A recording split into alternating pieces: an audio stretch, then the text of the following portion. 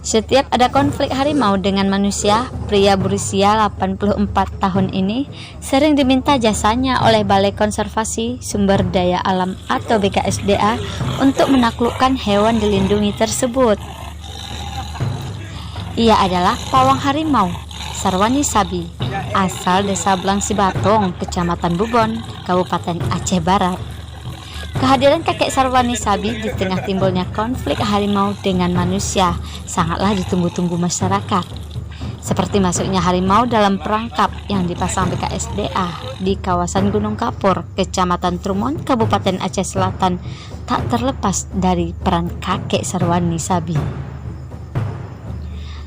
Harimau berjenis betina ini sebelumnya sempat terlihat dan diabadikan warga di kawasan Kecamatan Bakongan Timur dan di kawasan Kecamatan Trumon. Pasca masuk perangkap, harimau saat ini masih diobservasi di Conservation Response Unit atau CRU Trumon dan diawasi kakek Sarwani Sabi.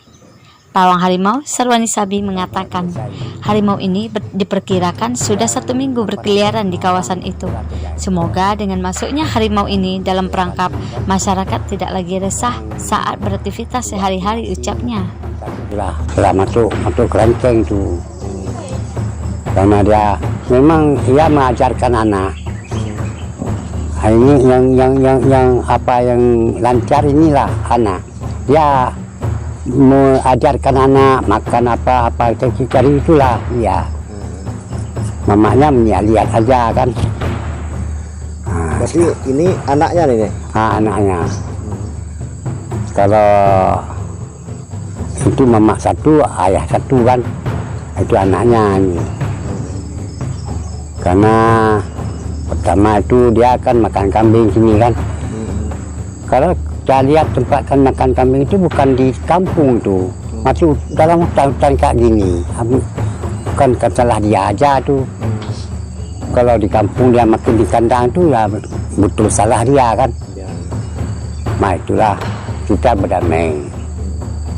Yang sudah inilah tangkap satu, yang lain minta kita pindah juga tuh. Itu tangkap semuanya itu apa kan. Kecuali masih dia berkeliaran, kita tangkap juga. Kalau dia berkeliaran lagi, dia pulang ke habitatnya.